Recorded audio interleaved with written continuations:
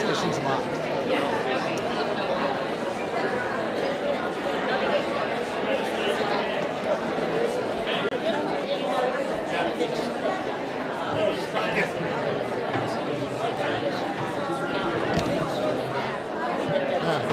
What you doing?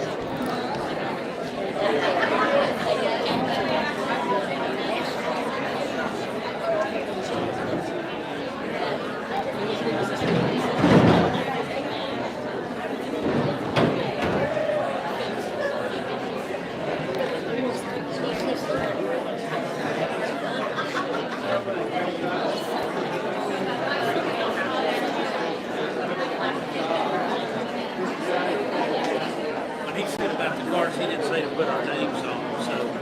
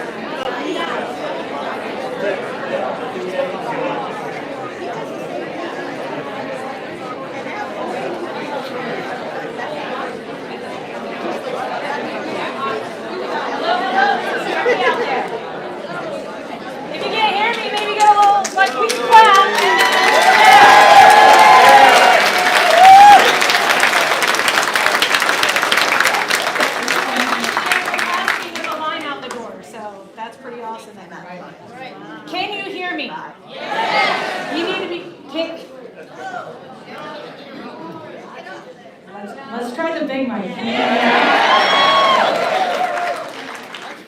Hello, everyone, and welcome to the People's Town Hall.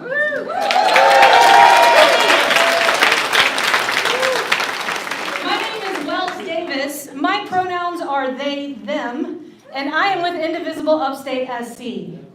I was born and raised right here in Greenville County, and I'll be your facilitator for this town hall.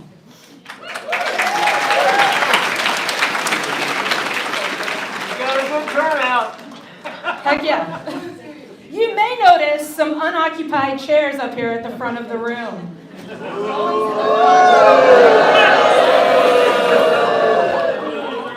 We invited Senators Lindsey and Tim Scott, as well as Representative William Timmons, repeatedly. We offered flexibility on dates and venue, whether in person or virtual. All of them declined.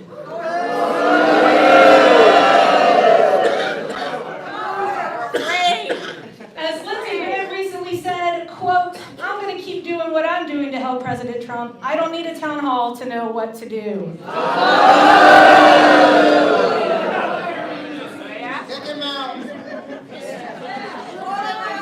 President Donald Trump himself has recently threatened colleges and universities holding protests as well, calling them illegal. Quote, "All federal funding will stop for any college, school, or university that allows illegal protests." No freedom of speech, huh? Mahmoud Khalil, a Columbia University grad and activist, has been detained by ICE for his participation in pro-Palestine activism, and his student visa and green card both revoked. So, thank you all for your courage in being here. It is not only our right, but our duty to hold events like this and the protest going on outside.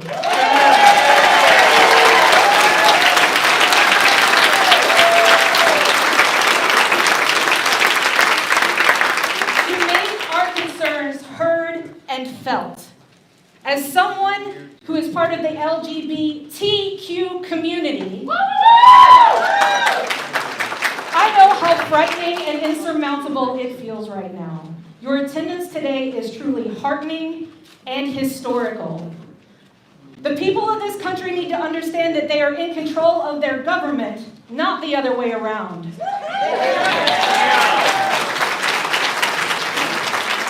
It is your responsibility as citizens of this country to demand the freedoms that have been taken away from you. But demanding those freedoms starts with conversation, with speaking up, listening, and holding those in power accountable. That's what today is about. Since our invited representatives chose not to be here, this event is about you, your concerns, your stories, and your questions. We will document everything shared today and ensure it reaches their offices. Here's the ground rule section, y'all. To make sure we hear as many voices as possible, here's how we'll conduct today's event, and y'all have already turned in a time. We ask that everyone keep their comments and questions brief, 3 to 4 minutes, and on topic. This helps ensure that as many of you get a chance to speak as possible. I'll keep track of your time. I'm sitting in this chair right up front here, and I'm going to give you this 1-minute sign as a 1-minute warning, okay? And I don't want to be mean, but at 4 minutes I will cut you off, okay? Please be respectful. We encourage passion, but we do not tolerate personal attacks, hate speech, or shouting over others. Of course, unless you're clapping for things. We love this, okay?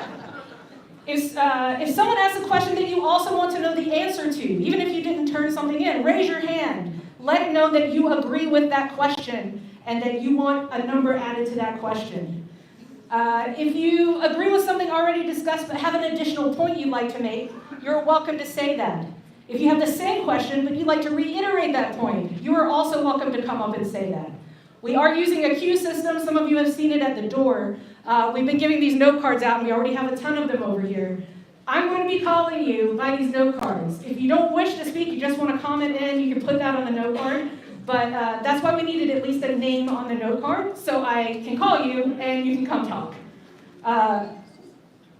Let's see. If you cannot walk to the podium and you want to say something, I will bring this mic to you, okay? Just let me know. Please put as much information about yourself as you are comfortable with on that card. At least give some name for me to call, but if you can, put your full name and address on the card. I'll only call the first name. This way it gets filed correctly when we send this all into our representatives, okay? We're not sharing your address anywhere else, I promise. Lastly, this town hall is being live streamed and recorded for documentation purposes.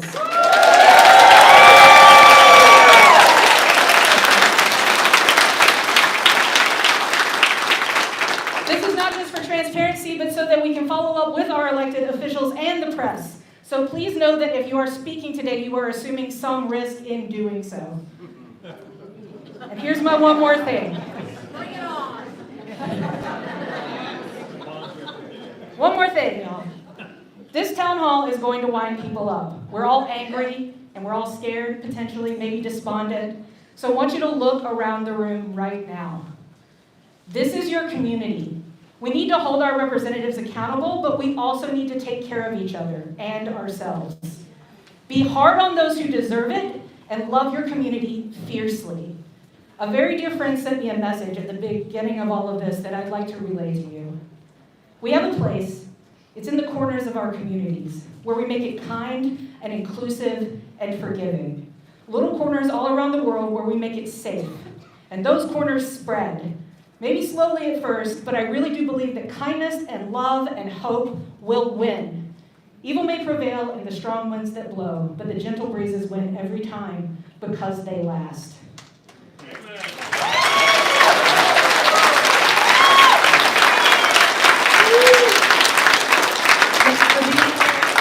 I'm going to open the floor up with Steve from the Greenville County Democratic Party.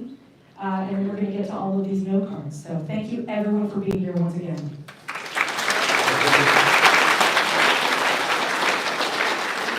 As well as mentioned, my name is Steve Ramirez.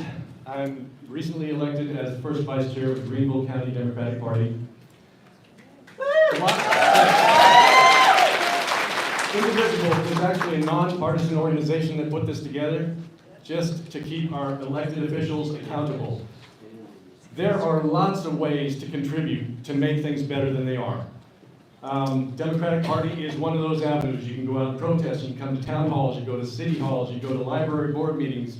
There's lots of ways to get out there. On the Democratic side, we need volunteers to step up. Right now we are looking to send a full contingent of people down to Columbia so that Greenville County is represented.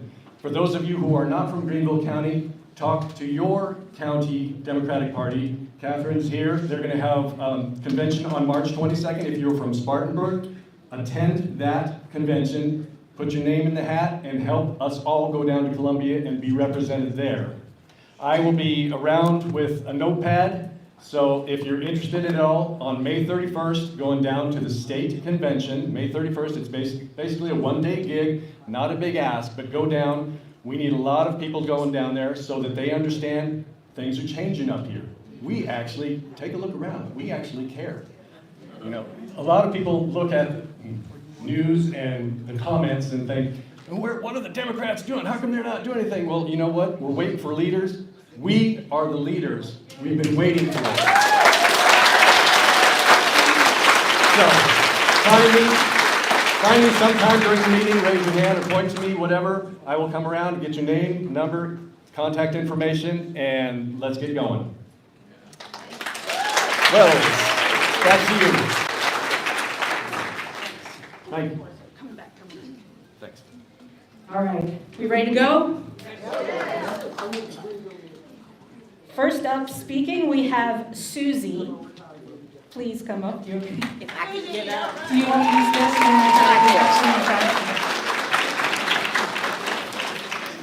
this? Wow, this is good. My name is Susie Smith. I am neither a paid protester or an outside agitator, but I am here as a citizen who believes Dr. Martin Luther King Jr. was right when he said silence is complicity.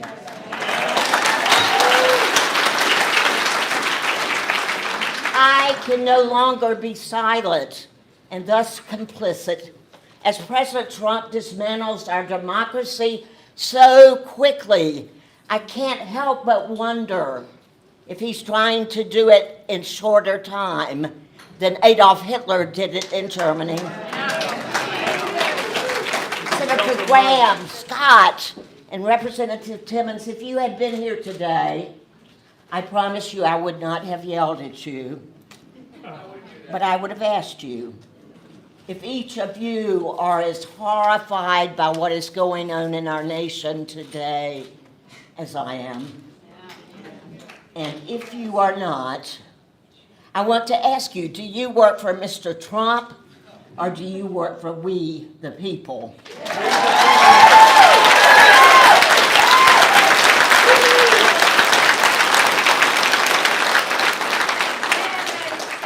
It's crucial for us to know this because the president is dismantling everything he can as fast as he can, and that unless the courts intervene, we are doomed as a democracy. We, the people, need to know if there is anything President Trump could do that you would oppose and try to stop. We, the people, heard him yesterday in the Justice Department declare himself as a cheap law enforcement officer.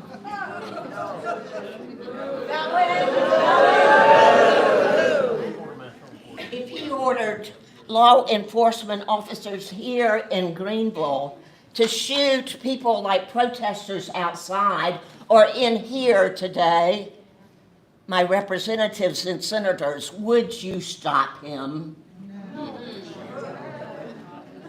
If President Trump continues to ignore the foundational principles of freedom of the press, when would you draw a line and say here, but no further? Rachel Maddow sent that question in.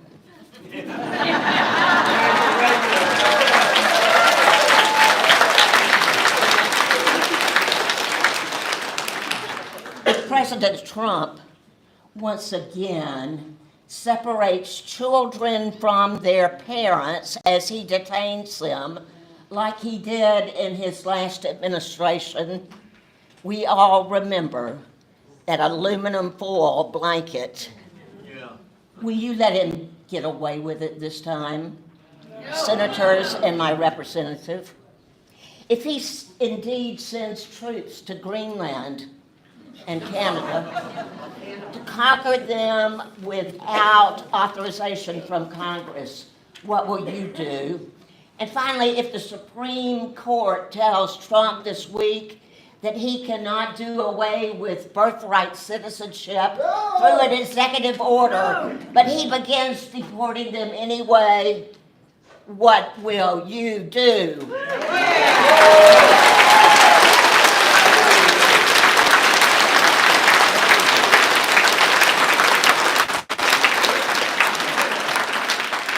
We, the people, demand answers.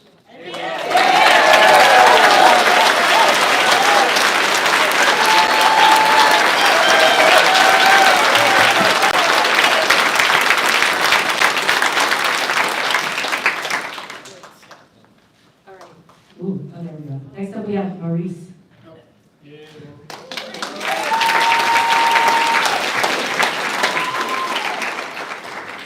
Can you hear me okay? In the back? Okay. Senators Graham and Scott, Representative Timmons, my name is Maurice Goulding. Though my wife Leah was born and raised in Greenville, I have lived in 5 states, from Hawaii to South Carolina. I have never in my life felt such restriction of access to my representatives. Your absence today exemplifies that.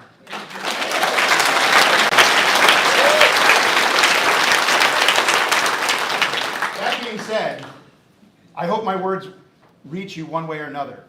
When I was 13 in my Catholic high school's library, I discovered Scientific American magazine. There were complex words and concepts that forced me to increase my vocabulary and my understanding of the world. It was in this very first article I read in 1988 or 89 that I read about 10 potential solutions to help mitigate global warming. Sadly, we haven't implemented any of those ideas. But this article was the beginning of my passion against global warming. Here's a 40-second rundown on the history of global warming detection. The natural greenhouse effect was first detected in the 1820s. But near the end of that century, scientists had already begun to argue that the use of combustion engines would lead to a human-made greenhouse effect. Fast forward almost 100 years to the 1970s, and ExxonMobil's own scientists concluded that fossil fuels would lead to a 0.2 degrees Celsius warming per decade. This 50-year-old prediction has proven to be incredibly accurate. Now let's move forward to the present day, where the past 10 years are the hottest on record, with 2023 and then 2024 being the hottest. Last year we hit 1.6 degrees Celsius above pre-industrialized temperatures. 98% of climate scientists agree that global warming is real and human-made. The rest are directly or indirectly funded by the fossil fuel industry. I met with a climate scientist after she met with military's top brass in 2014. She said, "We are absolutely fucked unless we do something about this." At least 2 of you know the military takes global warming seriously. You've seen the money they have spent with regards to adapting to a hotter and more hostile global climate. Yet all you have the audacity to say it's a hoax. I met with a former CIA director who told me we are on track for over 6 degrees Celsius by the end of the century. But even if he is wrong, and you ignore the fact that we're on an exponential curve with our growth and CO2 production, and the fact that methane that was trapped in permafrost is now free-flowing into our atmosphere, and this all leads to an exponential curve in global warming, just using ExxonMobil's 1970s predictions land us at 3.2 degrees Celsius above pre-industrialized temperatures by the end of this century. The International Panel for Climate Change set a target of 2 degrees Celsius, and then it reduced it to 1.5 because 2 is going to be catastrophic globally. If the world stays at 1.5 Celsius above pre-industrialized temperatures, many people in the world will still suffer. Again, I reiterate, we hit above that last year. All of you are very intelligent people. You all know what I have said is true, but you are keeping our species on a collision course with extinction. Your solution can't be to do nothing. I'll tell you what it should be. You have the power to nationalize all banks, which could eliminate taxes for the lower 98%. It could also pay for universal health care, daycare, education.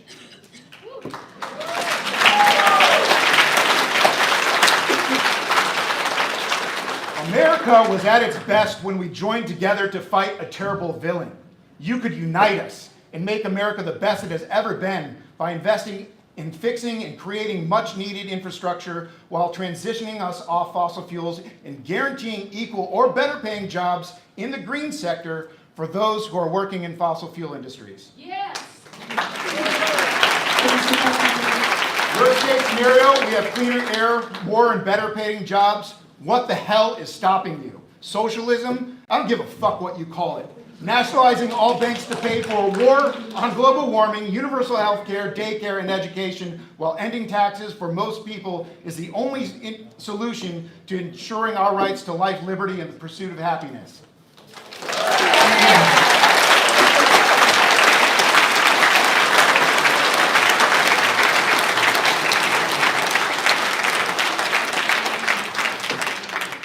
Next up, we have Camille.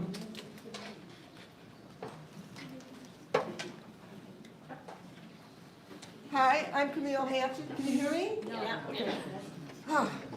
I live in Greenville. Thank you. I marched, protested, demonstrated in the 60s and 70s, and never in my wildest imagination did I think I was going to be doing it in my 70s.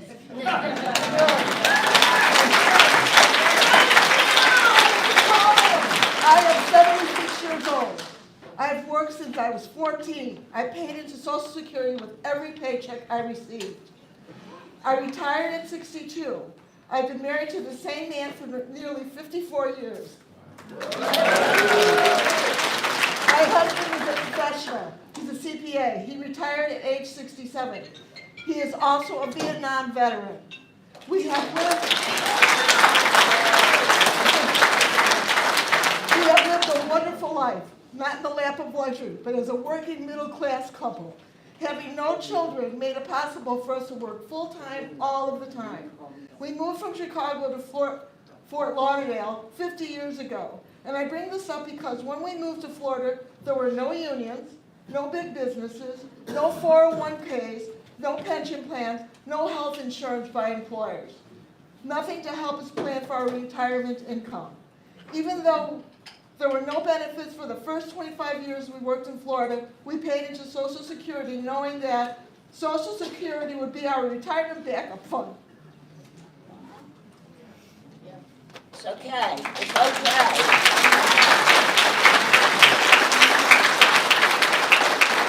Said I wasn't going to cry. It's okay. We invested heavily in the market once we retired, and now that's gone to the dogs. With no Social Security income, we would have to live off our savings, what's left of it, and it won't last long. To make matters worse, if we lose Social Security, we lose our health insurance through Medicare, which we each pay $175 a month, and then a supplement that we each pay $150, $325 each a month. We hear you. According to many experts, the likelihood of another pandemic is just around the corner. And if there's an outbreak, will we be able to get vaccines and the drugs we need when we get sick? Will they be affordable? Kennedy met with the heads of drug companies at Mar-a-Lago. What kind of deals were made at that meeting that will affect us? Our lives literally depend on Social Security and our health care.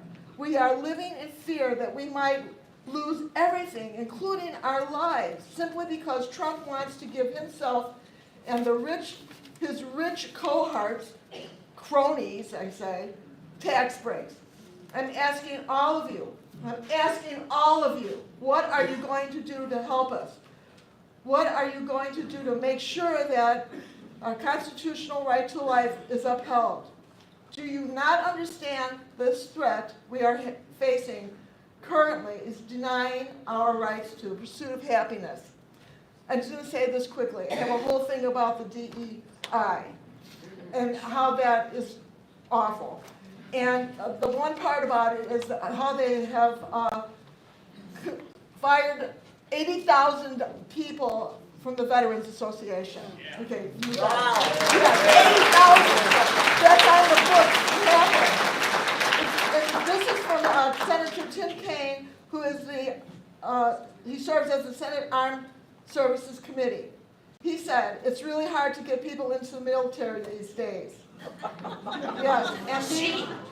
Yes, and these kinds of contemptuations directed toward our veterans community and active duty, it's a disgrace. It doesn't make it any easier. Senator Richard Blumenthal, the ranking Democrat on the Senate Veterans Affairs Committee, introduced a resolution last Tuesday condemning the mass firings of the Department of Veterans Affairs. On the Senate floor, he said the layoffs represent an assault on the veterans of America. Senate Republicans blocked the resolution. Okay. I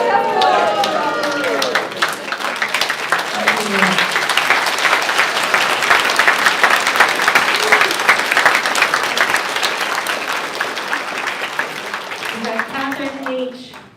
Hey, Catherine!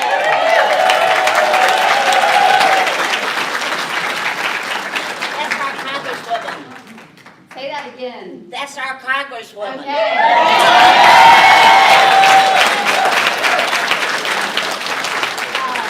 I want to first start. My name is Catherine Harvey. I ran for Congress against William Timmons last year.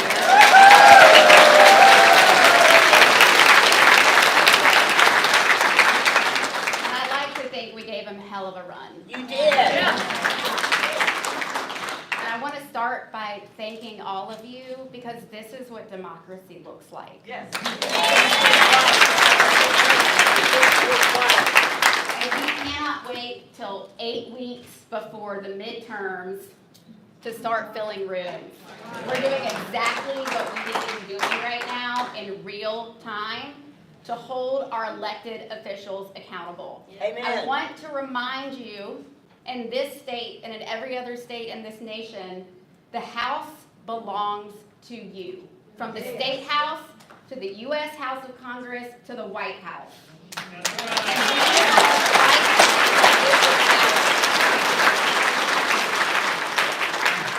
And that is not a partisan statement, that is a people statement. This is our country. This is our state.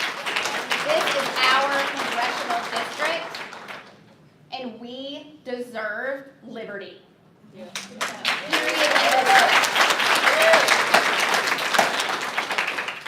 I'm going to start by just making a direct statement to our congressman. He took an oath. He took an oath upon his admittance to the South Carolina bar where he swore to protect and defend the Constitution of this state and the United States.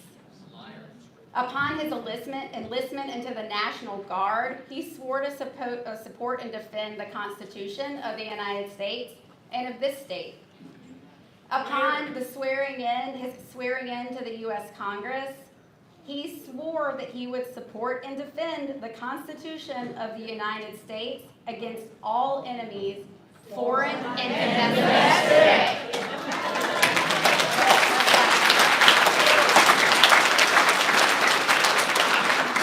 He has betrayed his oath to this country and to you over and over and over again. If that is not worth holding him accountable every single day until November 2026, I do not know what is.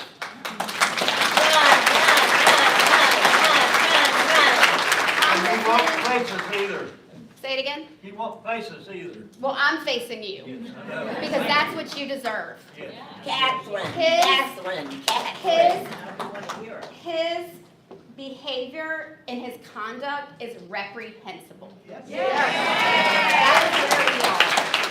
He should be condemned by every constituent, Republican, Independent, Democrat, politically exhausted. Because you deserve better than what any of these folks are giving you right now.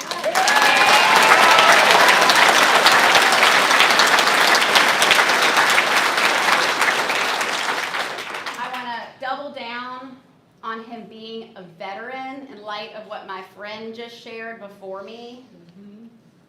That is seriously the most atrocious part. The community that he should be representing above everything else is being attacked by him. And when questioned, he doubles down on Doge. He is sitting on the Doge subcommittee. He is directly complicit to every single cut that is happening right now. Doge is Your calls and your emails, and this matters. Do not stop. I'm not going to stop, and you are not going to stop.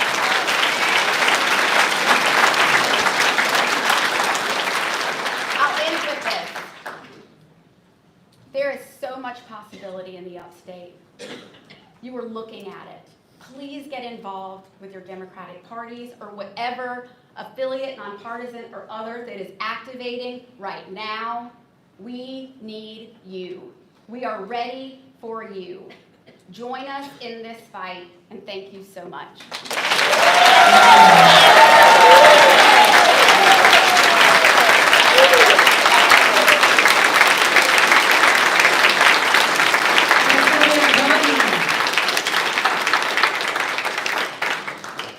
Yo, Johnny. I have to follow that. Bear with me. First of all, I would like to address our three absent chairs here by stating the flaws in MAGA movement. Make America Great Again? I'm sorry, I am a United States citizen. I sweat and bled for this country. Not America, but the United States of America. Now, let's go into Doge. Let's talk about Doge for a moment. The Department of Government Efficiency, which operates without proper oversight. It violates Article 1 of the Constitution of the United States. See a theme here? Not America, the United States. There is a lack of constitutional authority. Doge is potentially making overreach of executive power. What does that do? Gives Donald Trump, I can't call him president even though that's his title. Gives Donald Trump unlimited, unchecked power. This also violates the First Amendment. You want to come after us for peacefully protesting. Good trouble. We're not violating any law.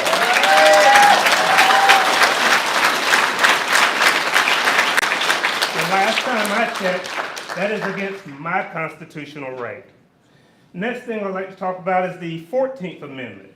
The last time I looked at the 14th Amendment, it said all persons, not some people, not just men, not just women, not just black, not just white, not just Asian, Hispanic, or any other country you come from. All people born of the United States are citizens.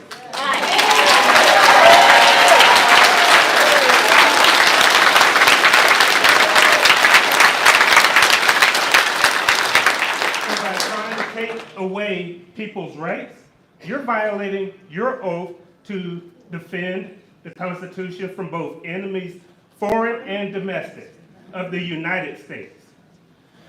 So I will end by saying this. Supporting this president and not holding him accountable for giving aid to insurrectionists, violators of the First Amendment, violators of the 14th Amendment. That's right. Makes you culpable. And for the two of you, you're attorneys. You know what culpable means. You are accessories after the fact of the crime. This means you should be removed from office. So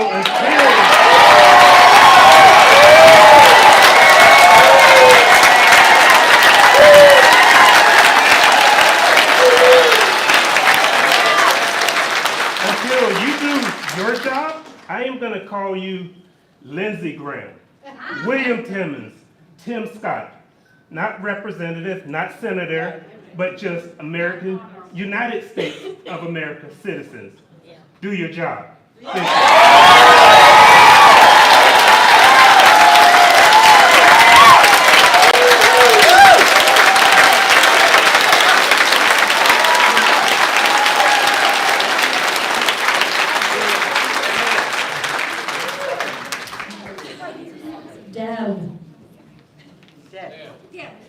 Oh, sorry, I didn't announce that out loud.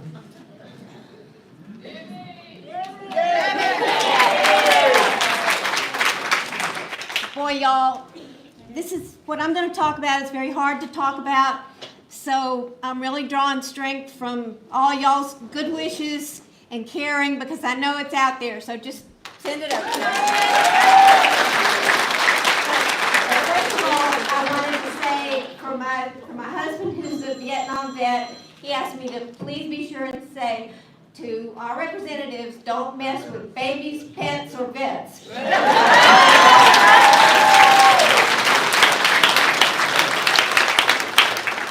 In January, right after Christmas in 2021, our son and daughter-in-law died needlessly of COVID because they believed the lies that it was a hoax and that horse dewormer was a good remedy.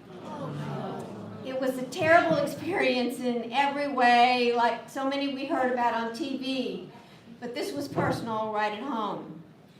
Our 15-year-old grandson found his father's body. They were home alone because and Zach at that time also had COVID himself, the 15-year-old. And they were alone because his mother was in the hospital and she would pass away within a couple of days. Rob, our son, had a big, energetic personality. He became a radio DJ at age 14. He had a genius for fixing cars and electronics, and he loved to host a whole family for Thanksgiving. Kim was gentle and funny and artistic and an animal lover, and she had always homeschooled their son, Zach, who she adored. They were healthy and just 50 years old. The COVID vaccine had been out for a year, but they rejected it because the Trumpers they listened to demonized Dr. Fauci. They believed that he had some evil agenda to serve Democrats and destroy America. Rob and Kim didn't like our politics, and this was a rift between us, and unfortunately, we hadn't talked to them for quite a while when they passed.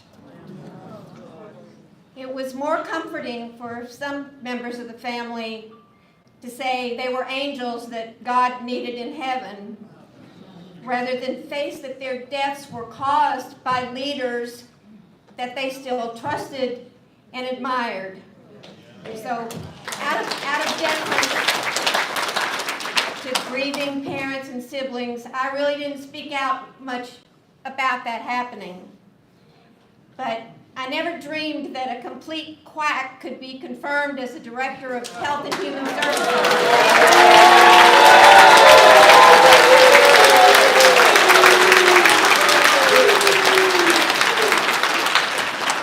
He's using such a powerful position to not only spread irresponsible lies, but potentially cause vaccines not to be widely available. And how can these lawmakers, they know better, how can they sit back and allow this to happen? I'm so sorry and worried for people that are having children now, new parents, that they want to protect their children, but they'll find vaccines maybe not banned altogether, but in short supply and expensive because they're optional. They're not a public health priority. Measles, once eradicated in the United States, has already taken the lives of unvaxxed children, and polio, whooping cough, and smallpox can soon start to circulate. We're not told about what's happening with bird flu. And schools are going to be penalized for using precautionary measures like masks and vaccine requirements.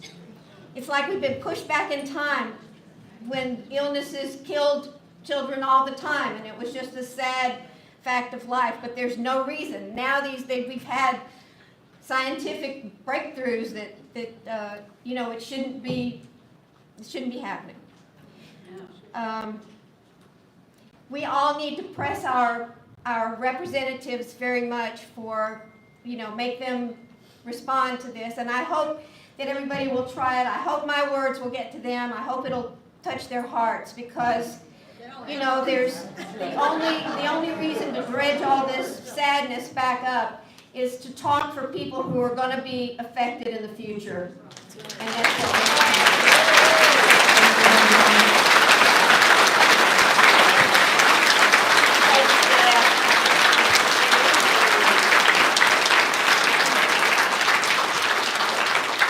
Next up, we have Garrett. Is there a Garrett in the house? the long track.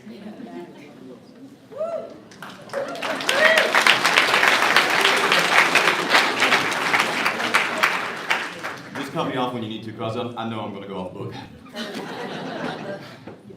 I'm here. The only thing that could get me to speak in front of this many people is my children. And I'm not talking about my biological children. I'm talking about the children that I teach as an educator of South Carolina.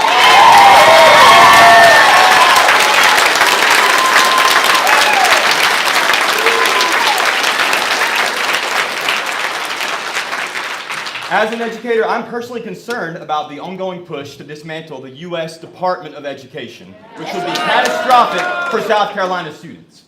The argument, I assume, is that the states should handle education. Well, let's be honest. South Carolina's legislature has already proven hostile to its most vulnerable students. Let's look at the facts. This is the same government that forces teachers to out-trans students regardless of the consequences. And right here in Greenville has driven schools to strip books from classrooms for fear of political retribution. But let's talk money, because I think that's the language that some people here might understand. The DOE allows federal funding to public schools, particularly for low-income students and those with disabilities. If you gut the DOE, you gut that funding. And while the Crown has ruled equity a weakness, let's do some basic math. Less funding equals larger class sizes, fewer resources, and a diminished education for our kids, and that includes the white football players.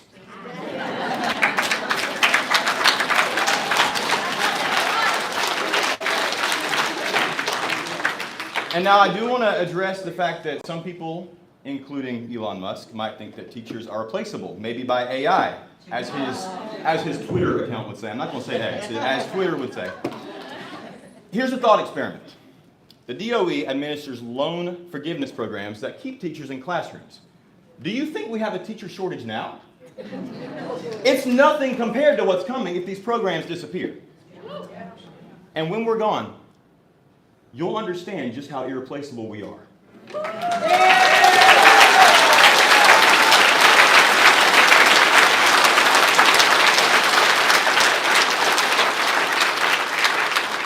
I want to talk about why I'm here, and that's because the only thing that's more irreplaceable than a good teacher is the students that we teach. And that's why the DOE exists, to enforce standards, to guarantee a baseline of educational quality. Now, I know the argument.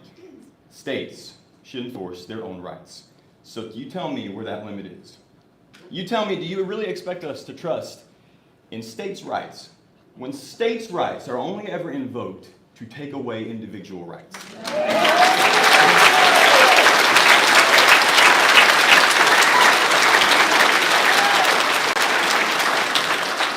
And here's my fun prediction. Without the DOE, I predict our education system will collapse faster than Tesla stock. And the fallout will be worse than anything even the Palmetto State has ever seen. We're not ever going to get above 40 after that. I'll tell you that right now. So I'm calling on our representatives to do something that should be very, very simple for South Carolina. Find a backbone.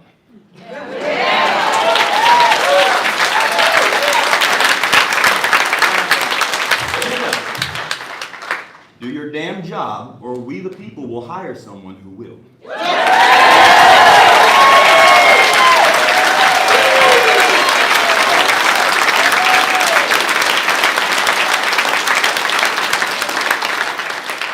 I'm guessing they're scared. I don't know, so I just want to say this. For those of you who don't know, Donald Trump is just a man. He's a very loud, but a very weak man. And even if he wasn't, I'm going to tell you this. You do not gamble with children's futures.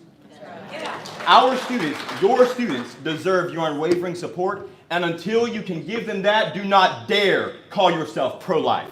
Thank you.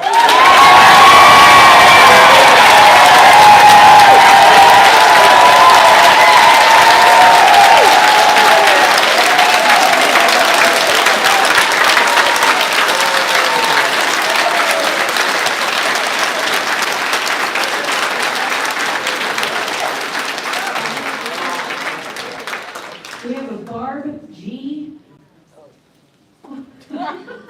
Is it you? Yeah. Would you like to go up there and speak, or would you like to ask a question right here? Okay. I guess my question is, well, we have 3 branches of government, and if you have a rogue president, Closer to your mouth. Eat it.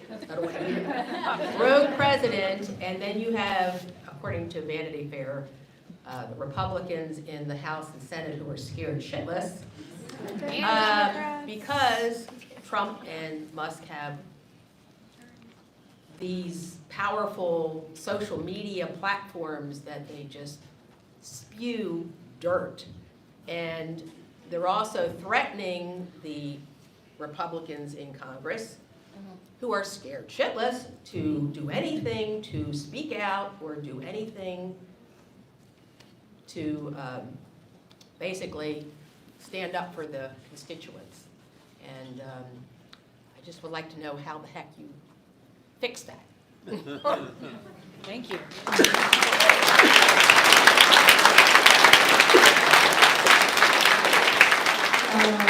June. June. Is it you?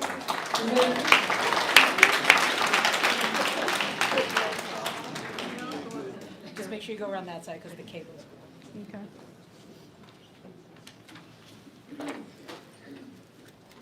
I'll have to put this down here because I'm short. This is lovely. I feel at home here. I'm not much of a public speaker. What I would like to ask Lindsey Graham and who's that other guy?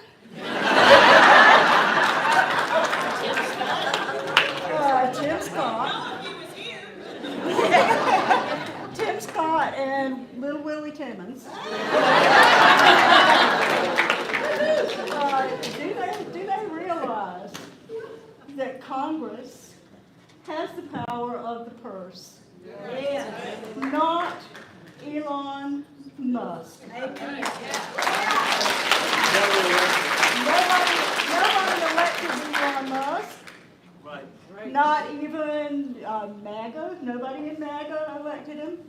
He just sort of drifted down and decided to. Or this rocket fell down. He's the man who fell to Earth. And he decided to go into the U.S. Treasury and just have a good time there, tear things up, see what he could toss out. He'd like to toss out a lot of people who were actually looking into his affairs. He didn't like that at all.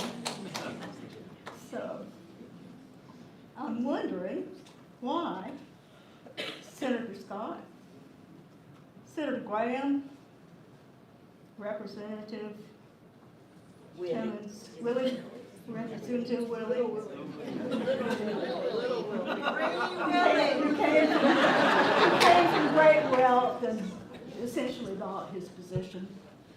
We all know that, don't we? Yes. Yeah, they've got a stadium named after them. Yeah. Don't they know that they have the power of the purse? And they have power against this man. Yeah. They're scared maybe because he's threatening them. Well, we gave them 2 opportunities to get rid of Donald Trump. Yeah. They did not have the courage to do this, even then, when it would have been a lot easier than it is now. That's right. So, what I think of them, if you want to I don't think much of them. I think they're traitors.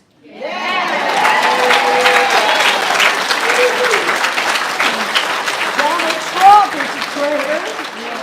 And in the past, what happened to traitors? They were hanged. They were hanged. I think that's what they deserve, is hanging. Because I love this country. I love South Carolina. And I hate to see everything destroyed that has been taken 250 years to build.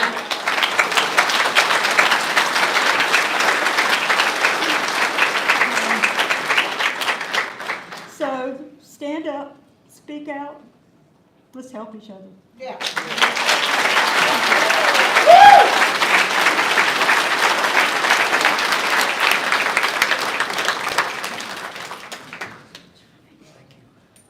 Do I have an Eli M?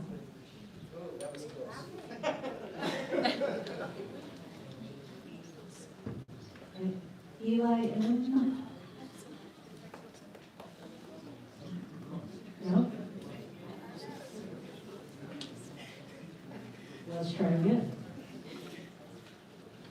Anna H. Yep, that's you. Do you want me to bring the mic to you, or do you want to go up there? I didn't know I was signing up to speak. Do you want to ask your question? I guess I could probably come up with something. Well, you can literally just read your question if you want to. Oh, thank you. Oh, thank you. I would just like to ask all three of them. I think I already know the answer. Do you agree with Trump's orders to the Department of Defense to gear up for Panama Canal occupation and reclamation?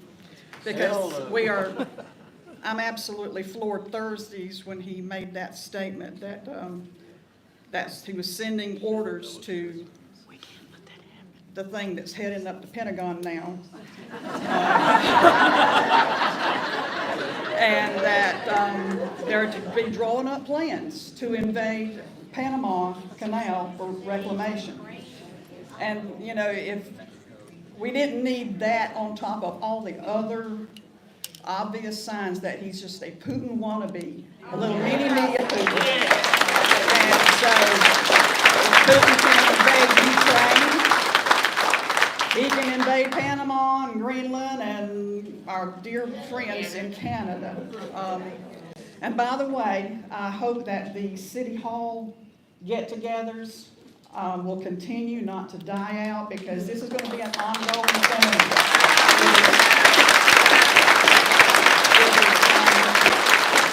It is so empowering when we see people that are willing to come on out from their everyday life and speak for the people and speak truth to power. And while you're down there at City Hall, go in there and speak, leave a note. I left a note the other day to the mayor of Greenville. I've always been so proud of Greenville. Love living here. I hadn't been here that long, but that's one reason I came, was it was such an open and inclusive environment over here. And where I was living was not that way. And they had been flying the Ukraine flag for a long time. And then about the time that Trump did that horrible slapdown on Zelensky, all of a sudden the flag is gone. I brought the note off to him and asked him to please stand up for the people who are just fighting to live and be free.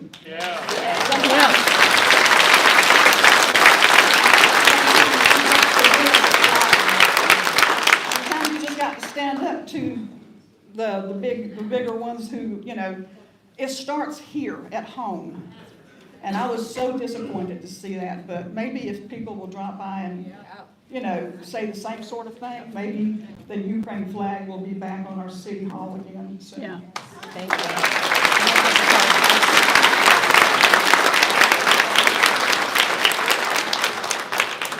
Do we have a Tony with an IC? Over here? Anybody?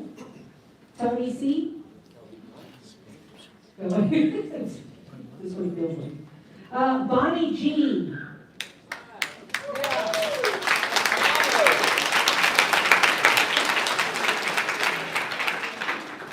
I may pick up where she left off, but I was just going to talk about Canada. I'm actually a dual citizen, and I've always been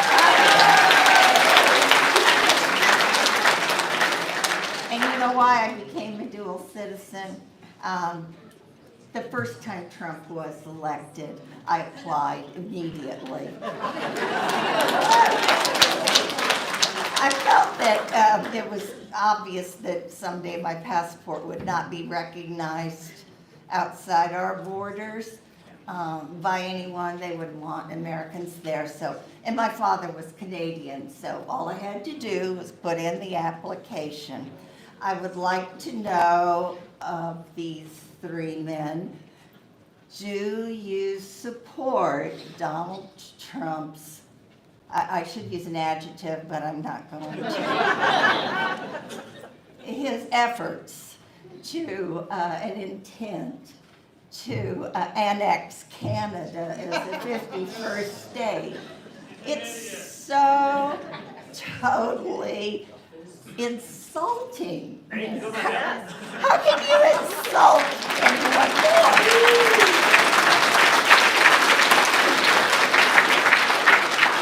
We have so many problems that one may not be at the top of your list. I understand that. I'm concerned about my Social Security. I'm concerned about my 401k, all of those things. I'm 81. I don't have time to recoup a lot after this. But my heart is there with Canadians, and I just hate to see them so insulted. And if you think you've seen ugly things that he said about how you're going to be our 51st state, we might give you an extra senator. I take the Globe and Mail, the largest Canadian paper. What we're hearing on that issue is like this much. They have this much. And I think Donald, in a lot of ways, he never thinks beyond just what he wants. It's kind of a toddler thing. I want that. I'm going to go get it. But if he actually bought Canada, probably 70% of the Canadian citizens are far more liberal than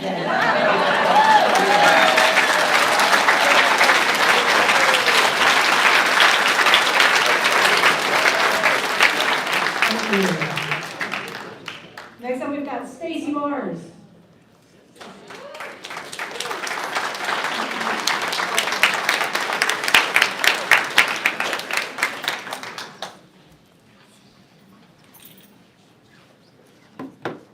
Hello, everyone. My name is Stacey Mars. I am the chair of the Greenville County Democratic Party.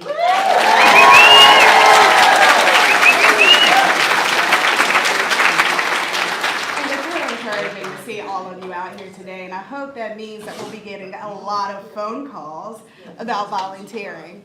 But what I'd like to say is that I would think that it seems that Lindsey Graham, Tim Scott, and William Timmons have forgotten or maybe just don't care that they represent all of the constituents in upstate South Carolina.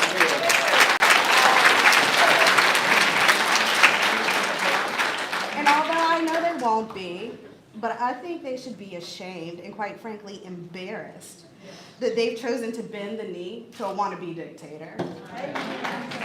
They should be ashamed that they've chosen not to explain why they are voting the way they are, and they should explain why they've chosen to, quite frankly, abandon democracy.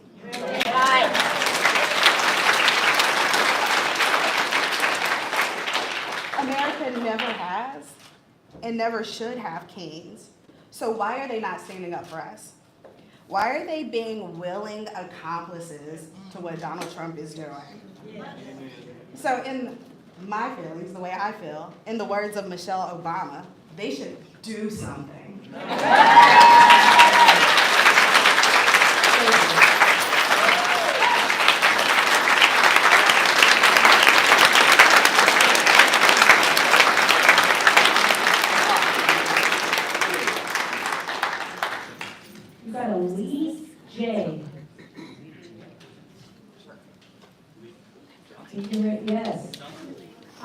I'm just not saying last names unless people say their own last names, just to, you know.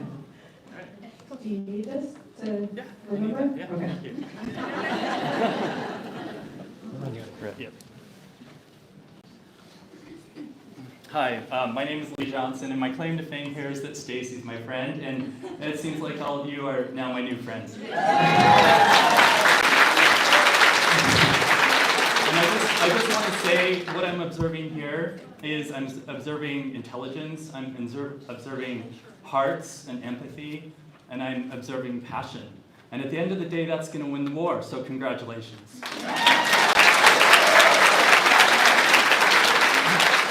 I also want to just make a shout out to the teacher who was up here that spoke with such passion.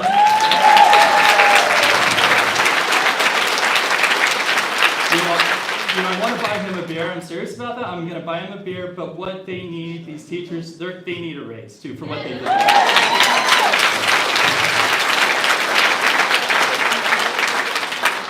You know, it's only because of my 5th grade teacher, Mr. Hauser, who, by the way, was a U.S. Air Force veteran, that I got to be where I am in life, and thank you, Mr. Hauser.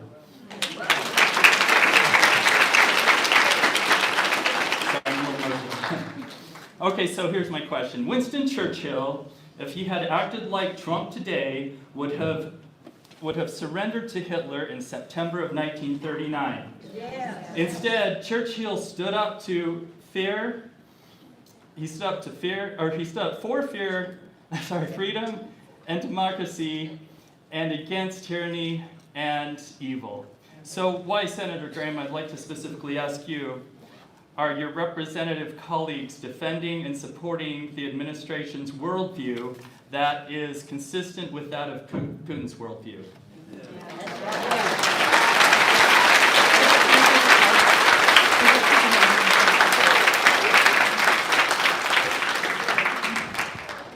Dirk W.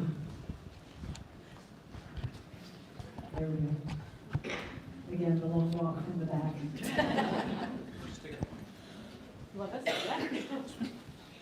My name is Dirk Wiley, and unlike some people, I have been to Ukraine.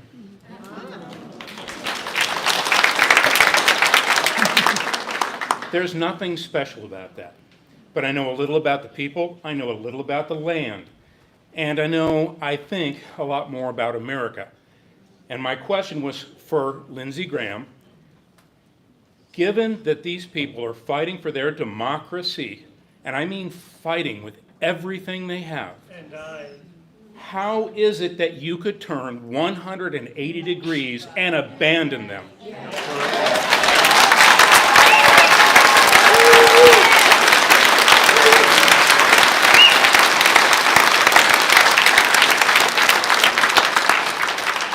To our 3 representatives, I would ask what you are willing to fight for. And we're not even asking you to fight. We're just asking you to support democracy in a people who desperately need our help and are doing what we cherish most, preserving their own freedom.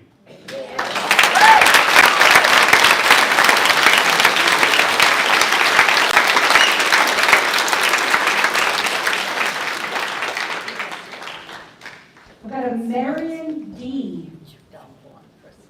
Oh, you want me to bring the mic to you?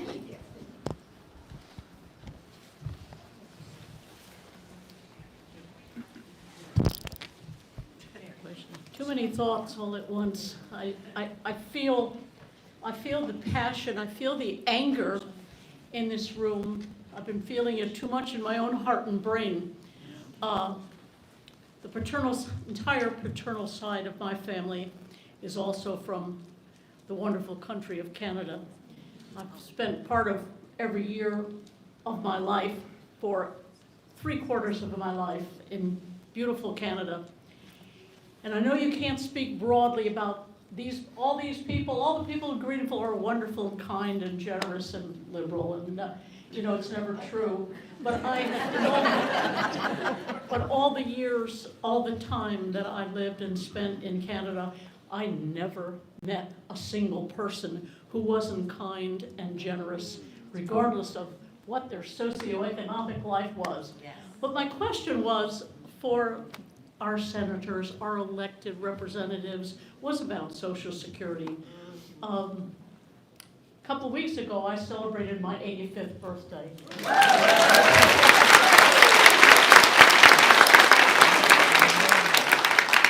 Most people my age are dead, you know. In 1960, I walked around the Pentagon with some Quakers. Well, I used to tell the story well. My brother was a commander in the United States Navy marching around on his ship off the coast of Vietnam. That was a tough time, too. It was a very tough time and a scary time. This feels even scarier today. Yes. The power with which we are being swept, the things we love, the things that make our country what it is, are being wiped out. And I feel, you get it. I can feel it. But you know what? It's not enough. I know every time I go to, we're here from Spartanburg. We follow Catherine. We have great leadership and great energy. And every meeting I go to, I think I've got to help in the precincts. I've got to do this. You know what? I can't do what I used to do. I've knocked on some doors, and we did a lot of, but I can't do it. But we have to. You know, all this passion, all this, you got, I hear it. I have it. You have it. We all have it. But it's not gonna matter if we don't we're showing up. That's good. That's great. It is not enough. We have got to do more. We have got to call. We have got to line up. We've got to pick up those jobs. Call the Democratic Party. Call Indivisible. Do something. Get up there and do. It's not enough.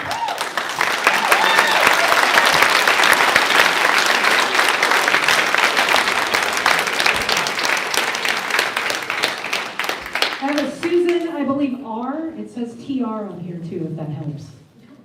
I can't read the last name. Susan? Where? Am I missing? There's somebody. No? Okay. Let's see. Angel? You want me to come to you?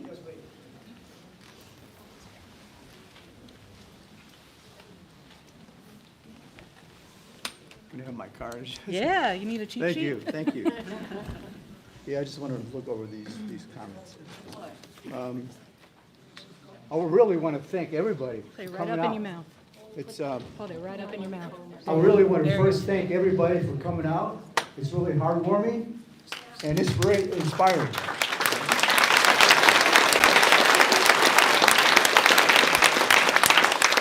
I find it terribly disappointing and morally reprehensible that these three elected officials are not here today.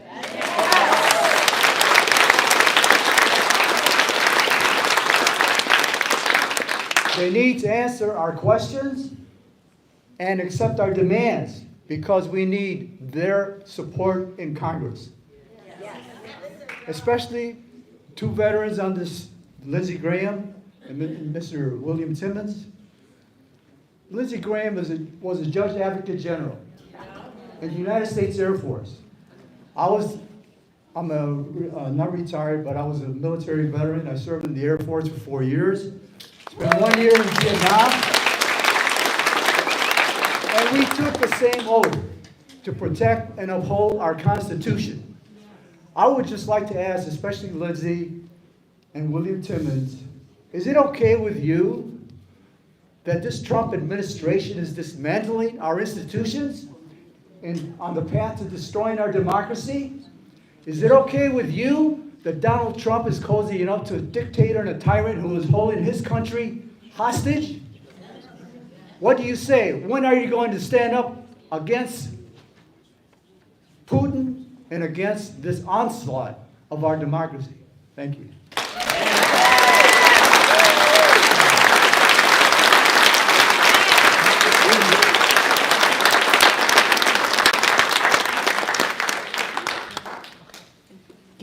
Give me one more.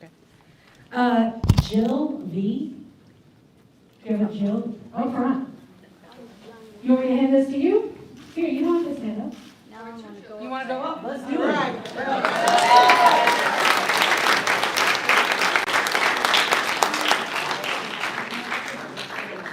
Can I have my question? No, I'll take that one. You want this one? Mm-hmm. There you go. Oh, this is not my question. This was for Jill, and I'm John. I know my question. This is not mine. Jill. Is it not ridiculous? Here we sit, all of us have made such an effort to be here. I am 83 years old. My sister drove my husband and friend and I over here because I can't drive on the interstate anymore. And we are sitting here, standing here, talking to a picture.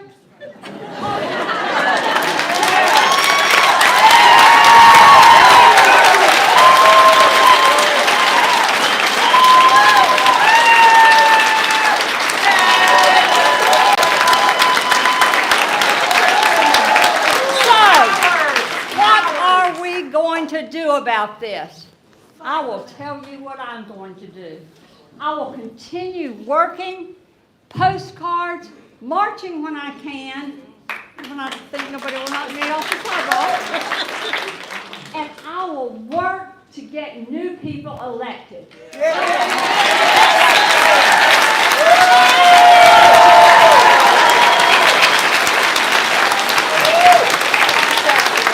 Sorry for the mix-up. You want to stay there?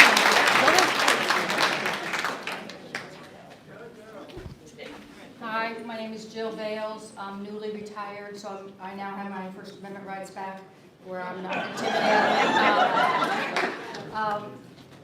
And at the risk of retaliation, I'd like to ask the three elected officials, why do you want South Carolina to lose massive federal spending on which so many South Carolina residents depend? As you may know, South Carolina currently receives $3.42 for every dollar in federal income taxes we pay. So these massive cuts to education and veterans and healthcare and everything else is going to have a huge effect on your constituents, South Carolina residents. And we know that the South Carolina legislature is not going to make that money up. So our state will go from 47 or 48 and everything down to 50. And, the corporations, some of them do have values still. Not all of them got rid of their DEI programs. And South Carolina is going to be less competitive for business, which I know is the heartbeat of the area.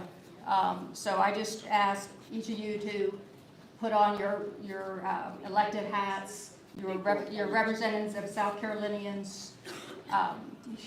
This hatchet, is it working for us, or this chainsaw? We need you to do the job you were elected to do, to get rid of fraud and abuse to the extent that it's there, of course, but not take a sledgehammer to all these programs that probably everybody in this room knows somebody that benefits from those programs. And so the representative or the governmental official that I want to speak to directly is Senator Graham. Senator Graham, when are you going to say, I've had enough, I'm out?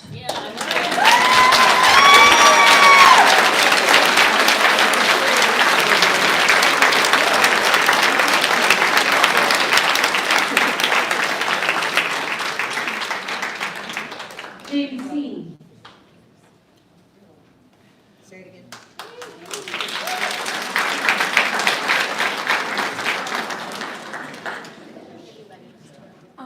Hello, senators and representatives. My name is Jamie Connolly.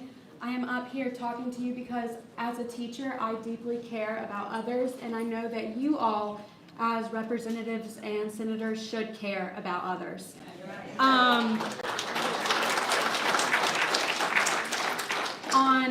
So I'm very politically involved, but I want to go over an email I got from the Director of Strategic Communications and Engagement. I'm a teacher in Greenville County Schools. This was sent on January 28th, and it highlighted the idea that Greenville County Schools gets $13 million approximately every month through federal revenues that go to school lunch programs, so students who can't eat lunch, it gives them food. IDEA, which stands for Individuals with Disabilities Act, as well as Title I funding and Elementary and Secondary Education Act, ESEA. So all of those programs, I am in fear, would be cut with the Department of Education being cut. So I just asked for help with that. I also work with students every day from different backgrounds, and I believe the hateful comments towards immigrants is directly showing in our students. I had a second grader ask another second grader, where were you born? Why were they asking that? I have another student at my past school that someone knocked on the door and she went and hid behind a table because she thought it was ICE. Students cannot learn if they do not feel safe in school.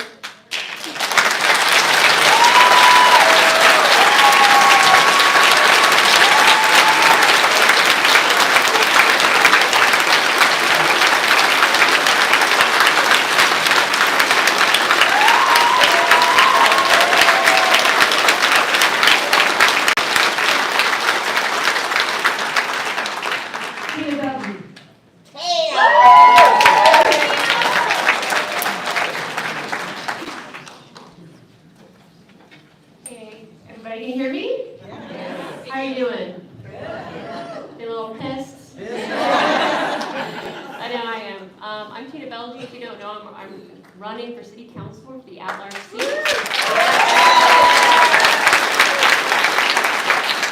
Some of you all may know me from several years back. I ran for state senate and won about 45% of the vote in a very red district. Red is red. White Loftus, if you remember, had my debut too. Anyway, for our missing, where are they at? Where'd they go? I really just want to point out a few things for these representatives who are not here. Where's your sense of duty to the people you serve, right?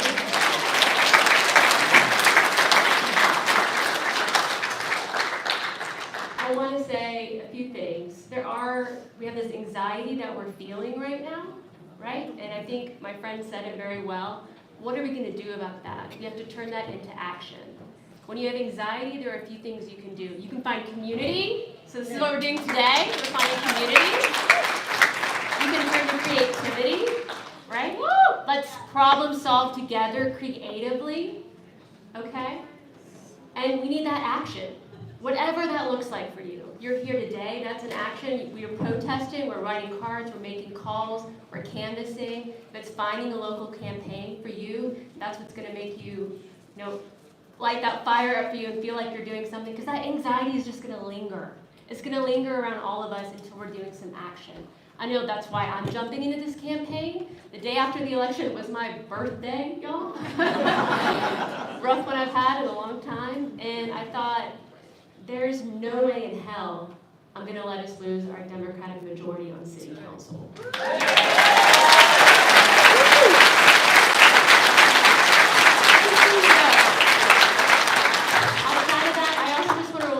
Folks, it matters. It really matters, even on the local level. Like was just mentioned with the Ukraine flag. There's conversations about DEI going on in our local governments right now, in our schools, as was just mentioned. This is affecting children. They're having conversations. My 6-year-old's coming home talking about Trump, right? So, and she knows better. She says he's just a big meanie. So, but it's hard. There's questions about, oh, this person was attacking another person, asking why they have 2 dads. This is exactly the kind of stuff that trickles down into our kids and breeds hate and divisiveness. And what that does is create control over people. That's exactly what the goal is here, right? So we can't let that take over us. We have to exude the love that we all have in here for everybody. We have it for people in this room, but we have it for everybody on the other side as well. That's right. That's why we're fighting for democracy, because we believe everybody has a voice. But we have to defend those whose voices are being silenced right now. That's really important. Right now, there are items that are in the court. They're not even yet have come out of court. We're seeing organizations locally, nonprofits, some governments who haven't been challenged, remove DEI from their website, remove values or racial equity from their website. Those are the kind of things that we need to push back on. If you're seeing it, pay attention. If you're on a board, look at what's going on. These are happening around us every day in Greenville, and it matters the leadership we have on the local level. So I hope you'll join us in this campaign. Thank you so much.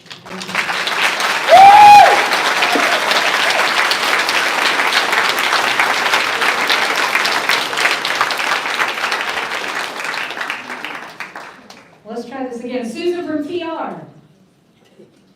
I heard she was back. There we go. There you go. This is just a short question, and I really didn't think I was going to be the one asking it. My question is, federal funding is being cut for medical research.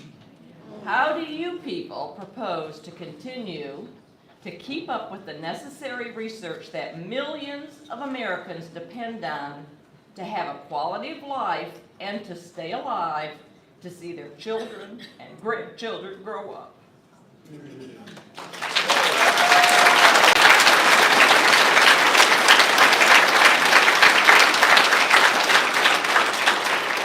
These cuts are irresponsible, they're cruel. Yes. I can't believe that the men in the government who are making these decisions aren't affected. A family member, a mother, someone who is alive because of research. Yes.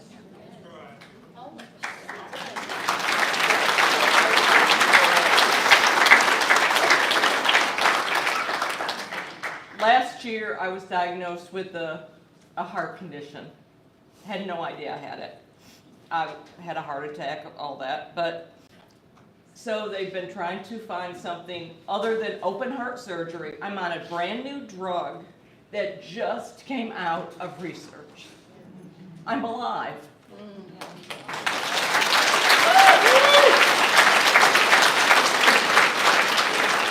But what about the next person? And that's not even talking about the jobs that are lost. My daughter works in Birmingham at UAB. She's in research for Parkinson's. She's okay right now, but the lab next to her, there's a neurosurgeon, all kinds of scientists. They're funded by DIH. Every day they're expecting to have to close, even though they're making medical strides. Why? Yes.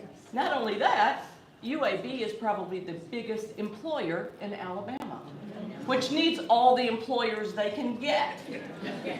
Now that doesn't directly affect South Carolina, but I bet you there's medical facilities doing research in South Carolina. It's ridiculous. I don't even understand the logic, but of course, every day I see new things that I don't understand the logic. So let us know when you figure it out.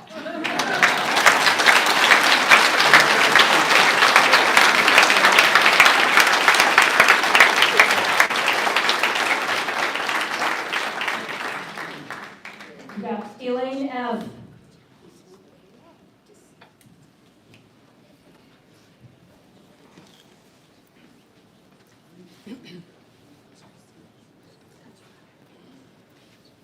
My name is Elaine Faithful, and Lindsey, I live right across the railroad tracks from where you were born. I know where you come from. I don't know these other two fellows very well, but I know Lindsey Graham pretty well because they used to work in the state legislature in South Carolina. Saw his face around there a lot. That's not the point, and that's not why I'm up here. I asked to come next because of the wonderful lady that was just up here. Where are you, Donna? I have Parkinson's. And I was 2 weeks ago diagnosed with breast cancer.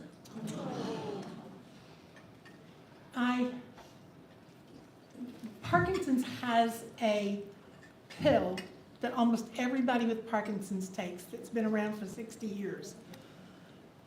There's no new pill. They're still working on it. And the research departments, the research workers need those federal grants to be able to find the answers to the suffering of the people that live in this country and the people that live all over the world, because we're snatching health care not only away from Americans, but from people that we have compassionately as a country committed ourselves to helping find solutions to their suffering.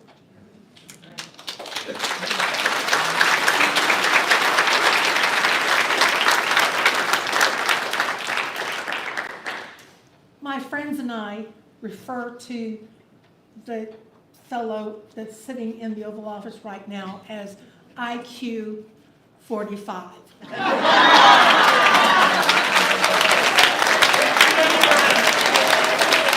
don't even give him the 2 years extra. We don't give it. Or the next presidency. The man and his sidekick are ripping this country apart, ripping apart programs that we as people, as voters of this country, have elected officials to create for us. And until about 30 years ago, it was going pretty well. Something started happening. And I won't even go into that part either, because I'm starting to get fired up. But what has happened to this country has divided us. They were trying to divide the politics of this country, but they divided the people of this country. I can't ask the question, who in here is a Democrat, who in here is a Republican, who in here is an independent. It doesn't matter. What is happening to one party, people of a one party, what's happening is happening to another people of another party. That's right. It's happening to all of us. That's It right. doesn't matter whether you love who you love. It doesn't matter what your skin color is. It doesn't matter what you do for a living. It doesn't matter what your nationality is. It doesn't matter what your religion is. They are coming after us. Yep.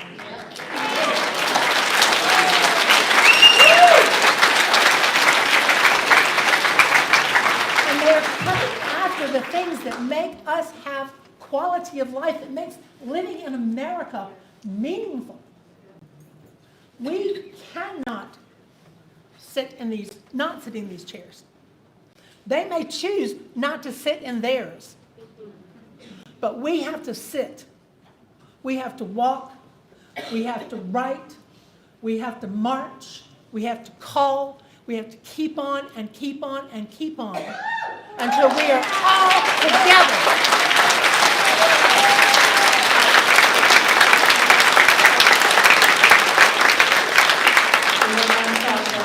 How much time I got, honey?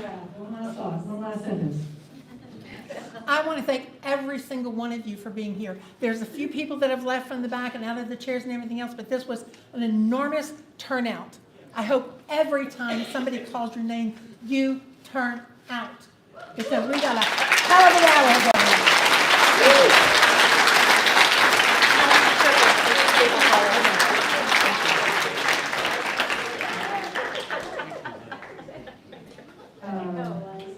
Meg W. We have a Meg W in the house. You want me to bring the mic to you? Yeah, I guess. I'm not sure which. Thompson? I put in two colors.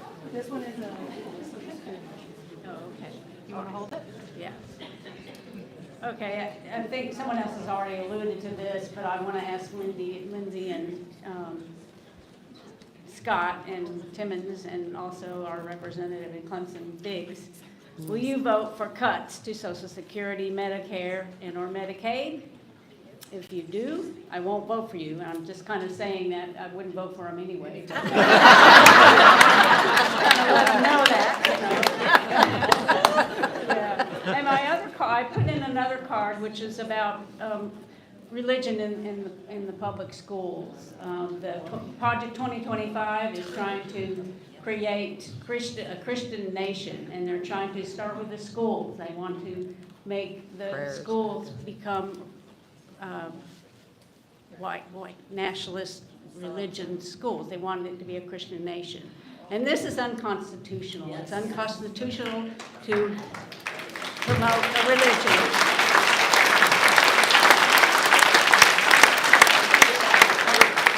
And I guess that's all I have to say. Thank you.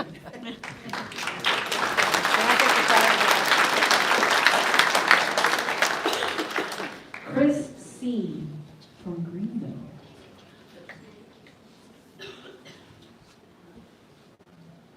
This going once, going twice.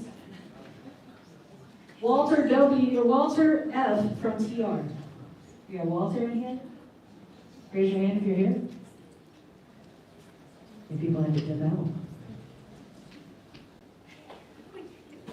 Anthony L.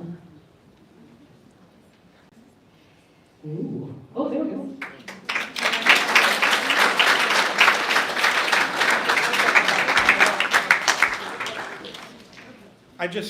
I grew up saying the Pledge of Allegiance in school, and I just wanted to remind everybody it's liberty and justice for all.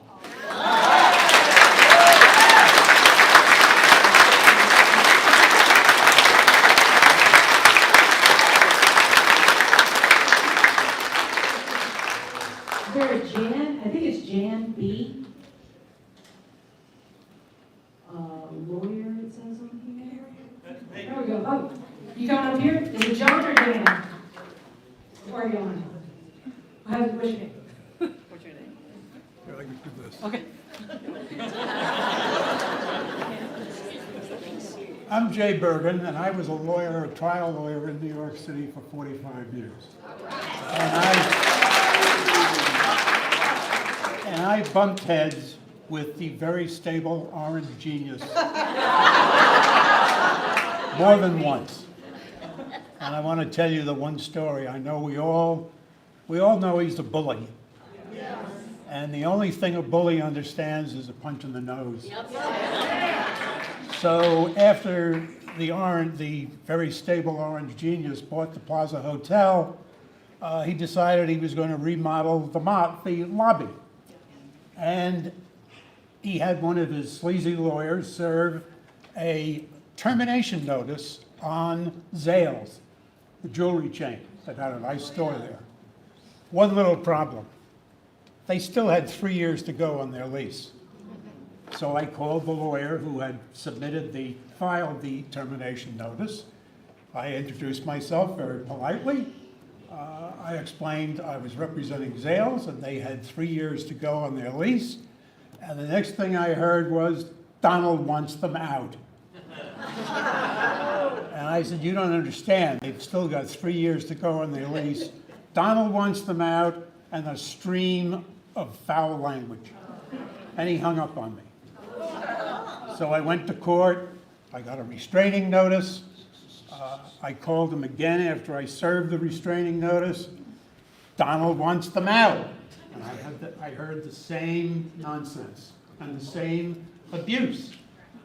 So finally, about 2 days before the restraining notice was returnable in New York, when Donald was going to have to tell why the lease should be terminated with 3 years to go, the lawyer called me and said, all right, we'll withdraw it. And he said, but Donald's not going to renew their lease. I said, you tell Donald to leave them alone. You've got to stand up to this bully. Yes. Because that's all he is. His whole life is a fantasy, and we've got to just keep punching him in the nose while we're like what we're doing today.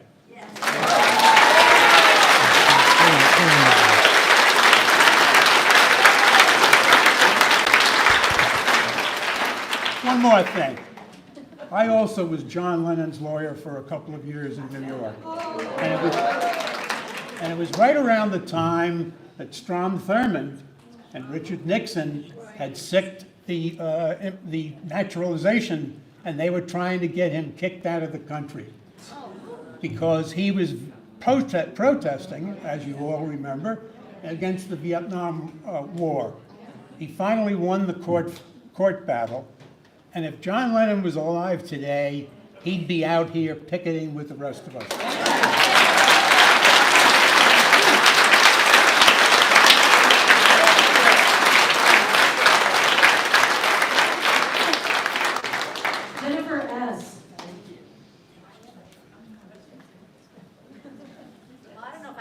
Left to say. I'll do it up here for a second. All right, so I had a lot to say, but y'all kind of covered it. But I did want to say when are we going to see truth come back? You know, all this BS started, and I think it started before Trump, okay? But all this BS started with lying, alternative facts. Remember that? Alternative facts? That's BS, and we all know it. When are we going to support the truth, okay? My first truth. Biden left a frickin' good economy. Back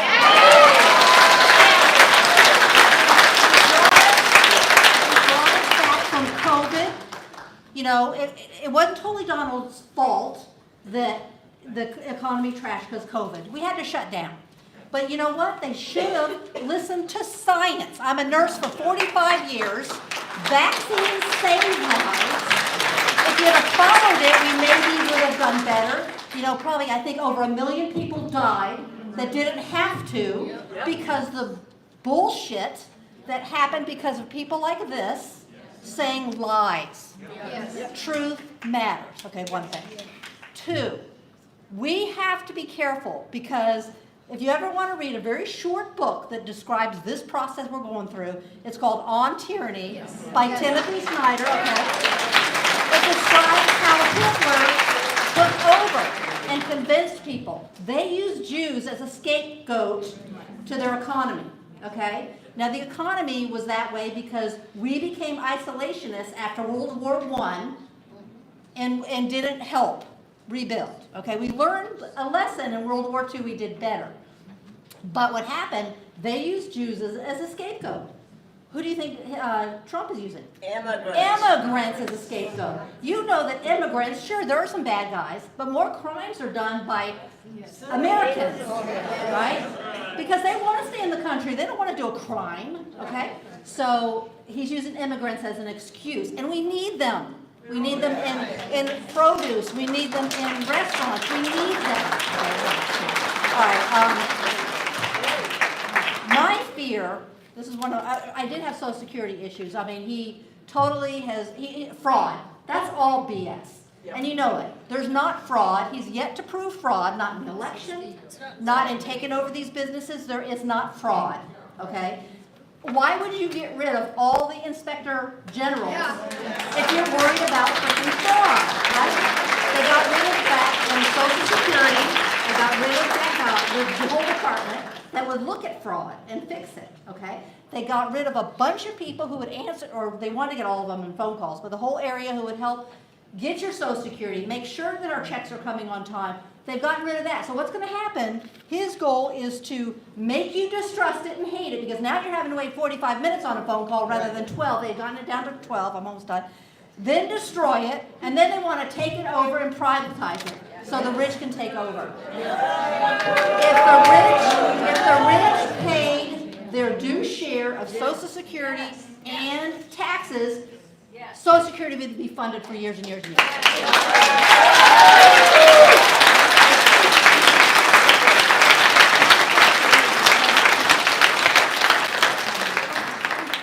Mary W.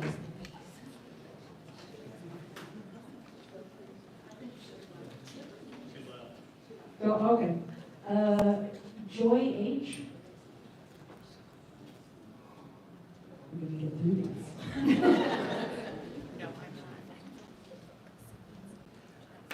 Sharon K. They were together. Oh, they were. That makes sense. Were they together too? Is that what I said? Yeah. Did you say Beth? Beth. Beth what? It just says Beth. It's in blue Sharpie. No? All right. Let's see. Caroline O. O? Oh. Okay. We got one.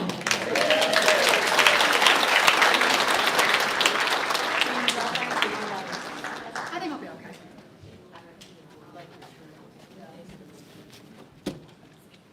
Hi, can everybody hear me? Yep. Yeah? Okay. Speak up. Speak up? Yeah. Oh boy. Okay. Bear with me because I basically wrote this all down in the back corner at the beginning of this meeting. Because I have a lot of questions. If anybody knows The Office, Kelly Kapoor once said, "Yeah, I've got a lot of questions. Number one, how dare you?"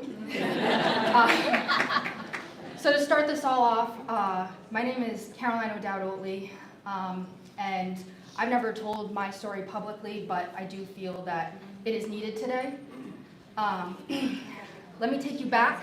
It kind of reflects on the woman that just spoke, but to post-World War II Germany, where my grandmother, Erica O'Dowd, met my grandfather, an American soldier. They got married and moved to the US, where she learned a new language and became a nurse. She raised two beautiful women, one being my mother, who is now a therapist and helps addicts in recovery. My parents, a Democrat and a Republican, got married in 1993 and settled down together. They taught me that I could be whoever I wanted to be, and I could do anything that I wanted to do if I set my mind to it. They wanted me to be my genuine self, and in 2019, I came out as a queer woman, and like the loving parents that they were, they accepted me. I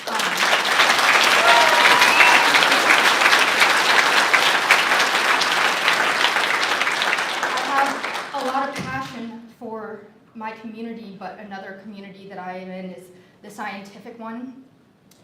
In 2022,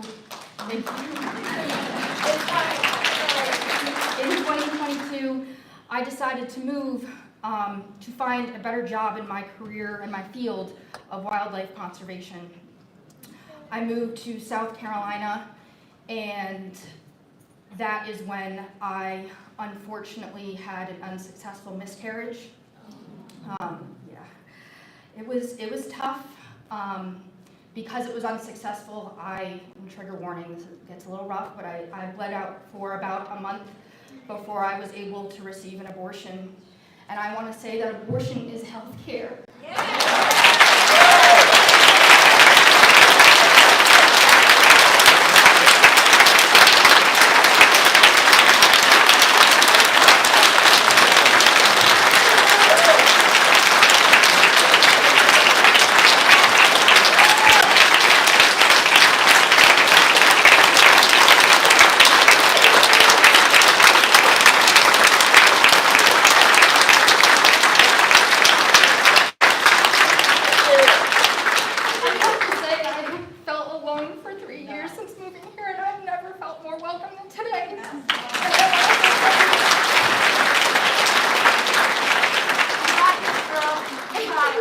Love you.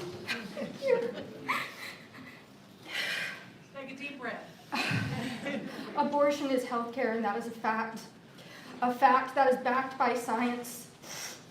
In Donald Trump's first presidency, he said, and I quote, "I think the scientists just don't know," when talking about climate change to climate activists and scientists.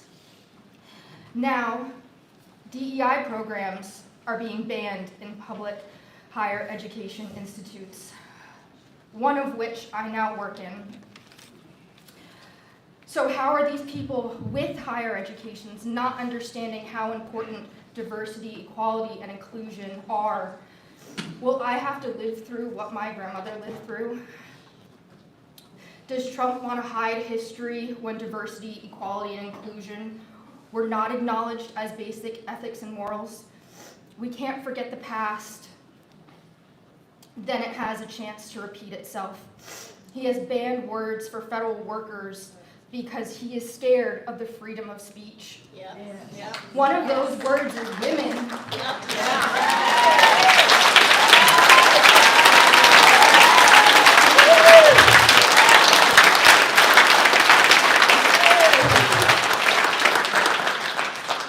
Let me just say, Donnie boy, Black lives matter, trans lives matter. I stand with Ukraine, and I believe love is love.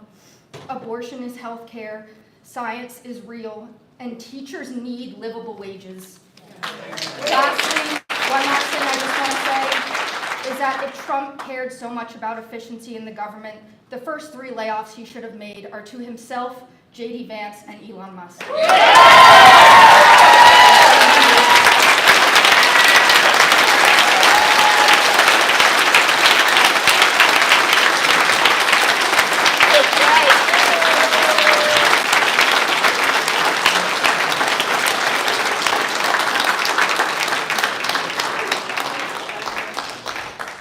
Sam, hi.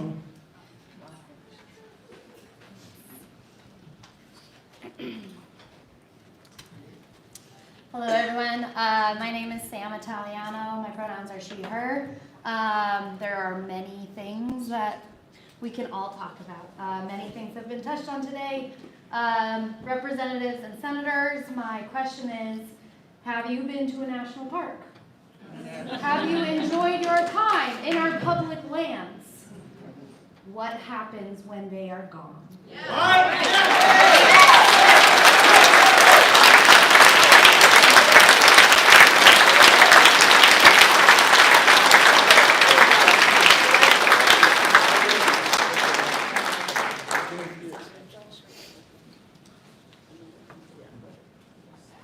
Let's see. Meg from Clemson? Oh, that was yours. Okay. Kathy W. We're getting through it, guys. Betty M. Well, that would be me. There you go. You want to bring it in?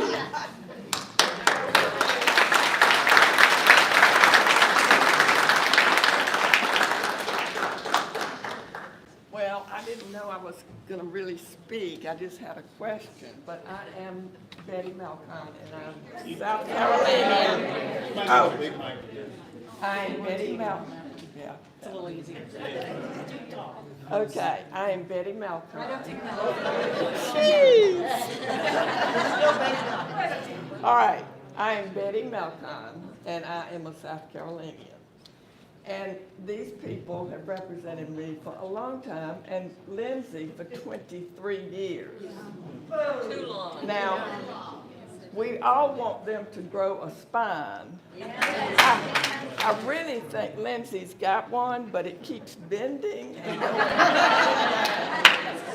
So I'm totally excited about this group. I've been to protest at Town Hall. Let's keep going to these town hall meetings and protest, but we need to fire these people. I would like to fire them. Thank you.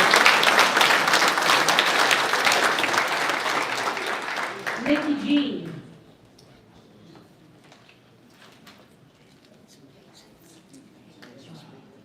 Brenda T. That would be me. You want to read? Yeah.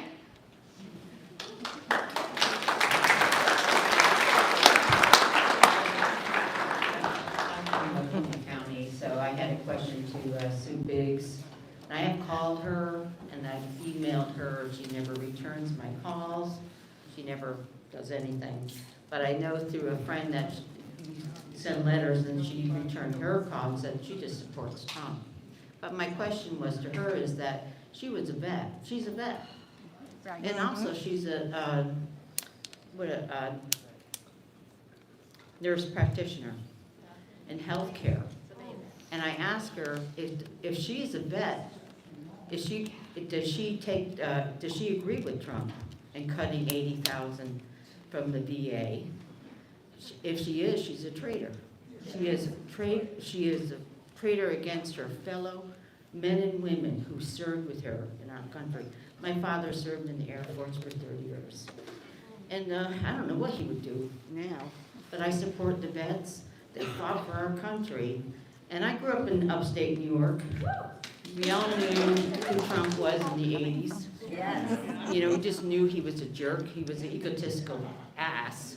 And you just knew. And I just support everybody here.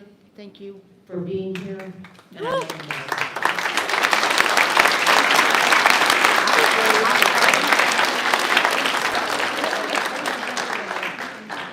Carol A.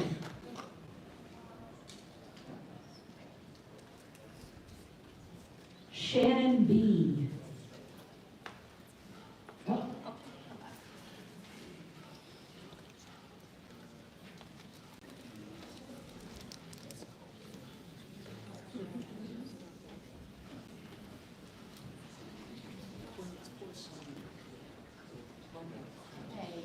Senators Graham, Scott, and Representative Timmons, if there were an external power that was attacking our institutions, destroying our economy, decimating our federal workforce and the departments and agencies Americans rely on for health, education, and social services, all members of Congress would be defending our country and answering questions about how you are stopping the assault. Where are you? What are you doing?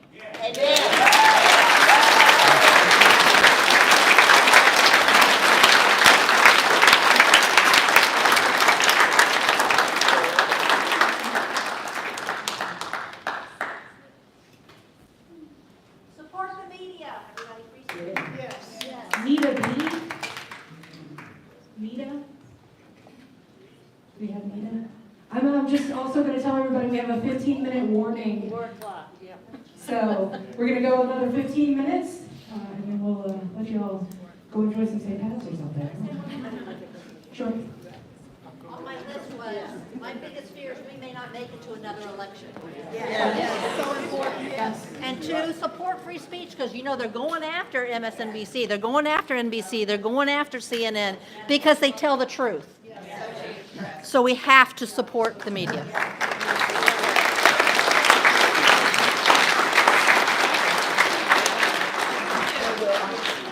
Pamela F.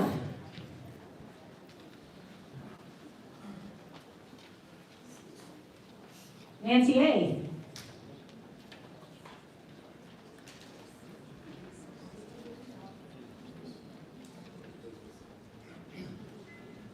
Caroline D.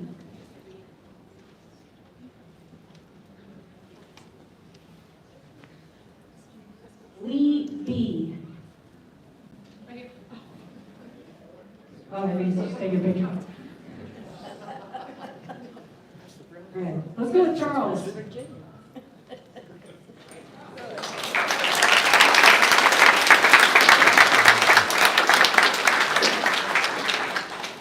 Good afternoon, everybody. Can you hear me?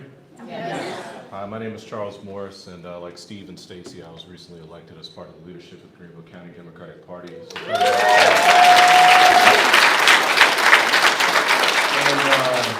The turnout today has been incredible, and it's been inspiring. And the amount of people who have stayed, we're at 2 hours now, we're still going strong.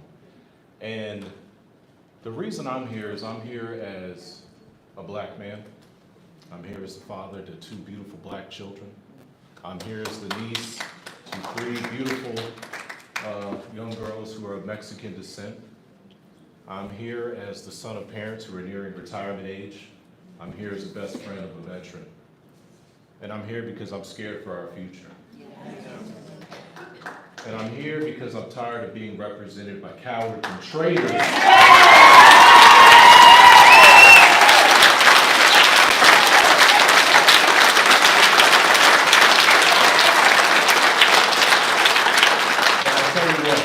I might be tired, I might be scared, but I'm never going to stop fighting. We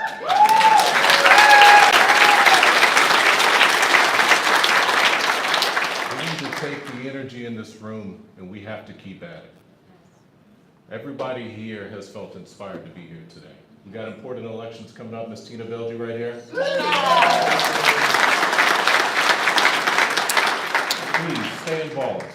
Like Stacy said, give us a call at the Democratic Party. We have a drop-in next Friday, this coming Friday, right? Come meet Stacy, come meet us, come meet the leadership. Come tell us how we can help you, how we can get involved. Stay involved with groups like Indivisible. This is incredible work. This has been an incredible town hall that they've put on. Stay at it, because these cowards, they're not going away.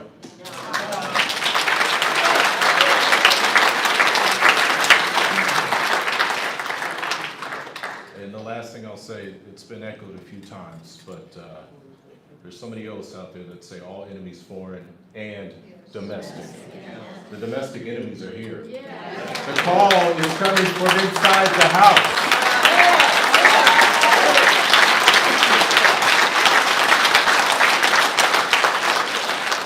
Well, we're going to keep fighting. We're going to keep protesting, marching, and we're going to keep making our voices heard, because we're all Americans and we're all part of the greatest country on earth. Thank you.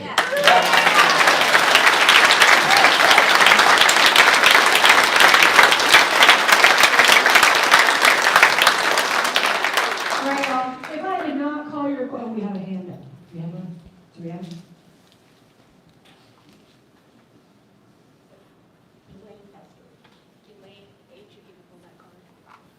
I just wanted to tell everyone that I'm getting all choked up all over.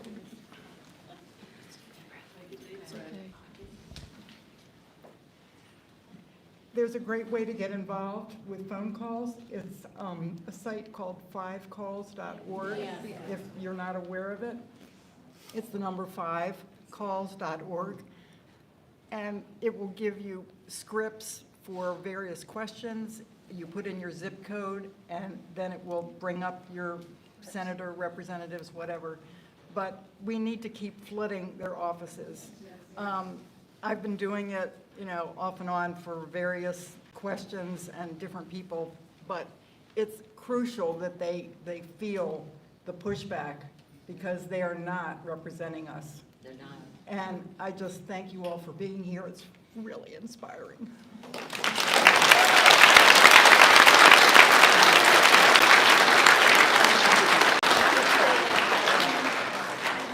Call my name, but I've been waiting patiently. My name is Elizabeth.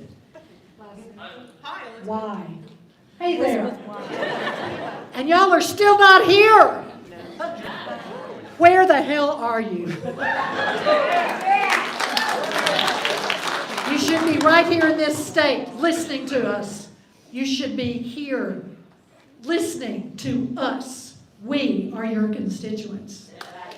I am a music teacher, retired from Spartanburg. And do I have a song for us? Please help me. We are a gentle, angry people, and we are singing for our lives. We are a gentle, angry people, and we are singing for our lives. We are black and white together, and we are singing for our lives.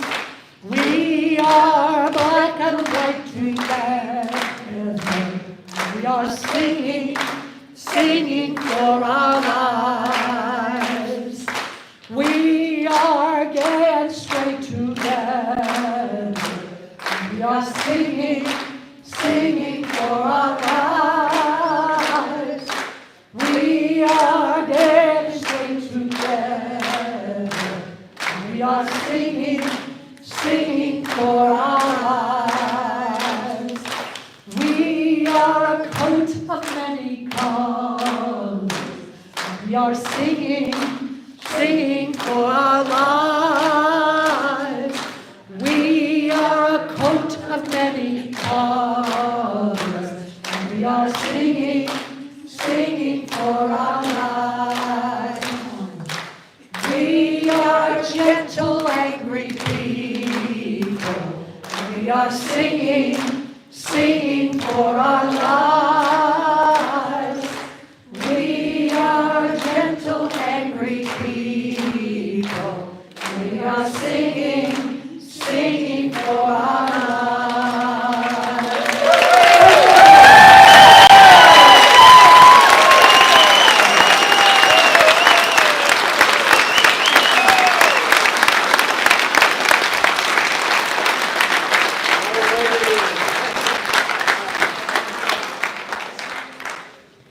Thank you so much, everyone, for being here. If we did not get to your card, rest assured we will log your question, your story, everything that you wrote on there.